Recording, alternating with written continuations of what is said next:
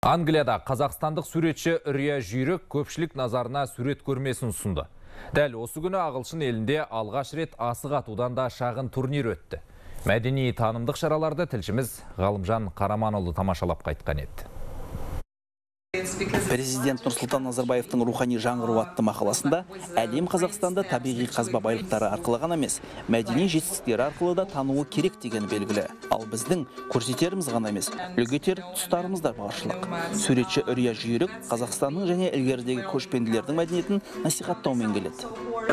Я считаю, что современное искусство Казахстана. Меніңше Қазақстанның қазіргі өнерін шетелдерде міндетті түрде көрсету керек, өйткені бұл Қазақстанның имиджі. Кез келген елдің имиджі шындығында өнерден бастау алады. Үрия әлемді көп шарлаған жиһангез. Бірнеше жыл Нидерландта тұрды. Қазіргі уақытта Лондонның оңтүстік батысындағы Гилфорд қаласында жұмыс істейді. Оның шығармашылығын орталық Азия экзотикасы мен батыстың көркем сурет техникасын ұштастырған дүние деп атауға болады. Мұндай көрмеге бірінші рет қатысу, маған әсіресе кейіпкердің бет жүзінде бейнеленген кейбір ерекшеліктер ұнады. Суреттердің бірінде адам жоғарда, ал жануар төменде кескінделген. Олардың бейнесі бір арнада тоғысқандай. Меніңше бұл өте қызықты ерекшелік. Бүгін маған суретшінің өнері қатты әсер етті. Түстері өте ашық. Олар әсіресе күні бұлтты Англияда әдемі көрінеді.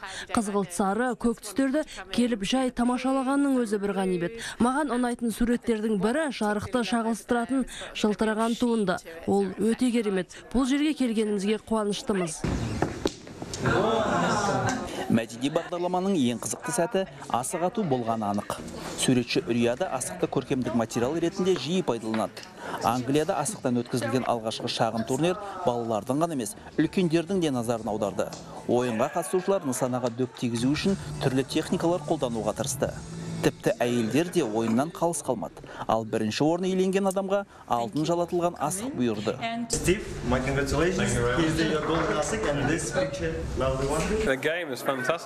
Ойын өте қызықты. Бұрын соңды ойнап көрмеген. Бастапқыда сәл қиындау болды. Нысанаға тигізе алмадым, бірақ мен дартс ойыны техникасына жүгінуге бел шештім және жеңіске жеттім. Үрия Жүйрік өз өнерін насихаттап қана қоймай, Қазақстанның талантты суретшілерінде әлемге танытқысы бар. Ол рухани жаңғыруға бағытталған бағдарлама арт-индустрия мен заманауи өнердің Қазақстанда дамуына ықпал ететіндігіне сенімді. Ғалымжан Қараманұлы, Ұлыбритания, арнайы хабар 24.